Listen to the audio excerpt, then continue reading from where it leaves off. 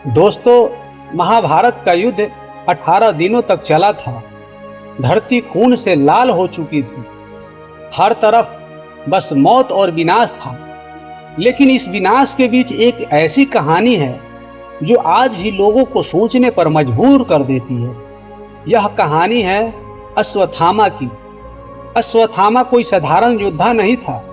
वह महान गुरु द्रोणाचार्य का पुत्र था। बचपन से ही उसे युद्ध कला, अस्त्र शस्त्र और धर्म की शिक्षा मिली थी। लेकिन युद्ध के 15वें दिन सब कुछ बदल गया।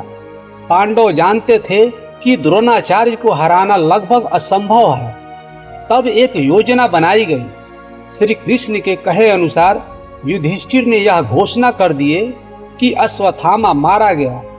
लेकिन यह आधा सच था, क्योंकि उस युद्ध में भीम ने एक हाथी को मार डाला था जिसका नाम भी अश्वत्थामा था। जब द्रोणाचार्य ने यह सुना कि अश्वत्थामा मारा गया तो वह अपने पुत्र की मृत्यु समझ बैठे और इससे आहत होकर उन्होंने अपने हथियार छोड़ दिए और उसी पल उनका अंत कर दिया गया।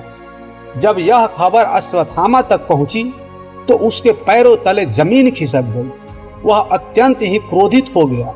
उसकी आंखों में आंसू थे लेकिन दिल में आग। उसने अत्यंत कठोर शब्द में कहा, यह युद्ध नहीं, यह धोखा है। और उसी पल उसके अंदर बदले की ज्वाला जल उठी। वह उस समय का इंतजार करने लगा जब वह पांडवों से बदला ले सके। और आखिरकार वह समय आ ही गया। युद्ध लगभग समाप्त हो चुका था। पांडव जीत चुके थे। रात का समय था। चारों ओर सन्नाटा पसरा हुआ था। सैनिक भी गहरी नींद में थे। लेकिन एक छाया जो धीरे धीरे शिविर की ओर बढ़ रही थी, वह था अश्वत्थामा। उसकी आंखों में क्रोध था और दिल में बदले की आग। वह चुपचाप अंदर घुसा और बिना सोचे बिना समझे उसने तलवार उठा ली और उसने सोते हुए 5 बच्चों पर हमला कर दिया और उसे मौत की घाट उतार दिया। वह बच्चा कोई और नहीं बल्कि पांडवों के पुत्र थे। ना उन्होंने युद्ध किया, ना ही कोई अपराध, फिर भी वह मारे गए। यह सिर्फ हत्या नहीं थी, यह अधर्म का सबसे बड़ा रूप था। सुबह जब यह खबर फैली तो हर कोई चकित रह गया। जब श्री कृष्ण को यह पता चला तो उनकी आंखों में क्रोध की ज्वाला भड़क उठी। उन्होंने अश्वत्थामा को पकड़कर उससे बोले, अश्वत्थामा, तुमने योद्धा धर्म का अपमान किया है। तुमने निर्दोषों की हत्या की है। तुम्हें इसका दंड अवश्य मिलेगा। इतने पर भी अश्वत्थामा नहीं माना और इससे भी भयंकर कदम उठा लिया। उसने ब्रह्मास्त्र का प्रयोग कर दिया। यह अस्त्र इतना शक्तिशाली था कि पूरी सृष्टि को नष्ट कर सकता था। पांडवों की रक्षा के लिए अर्जुन ने भी ब्रह्मास्त्र छोड़ दिया। अब 2 विनाशकारी शक्तियां आमने सामने थी।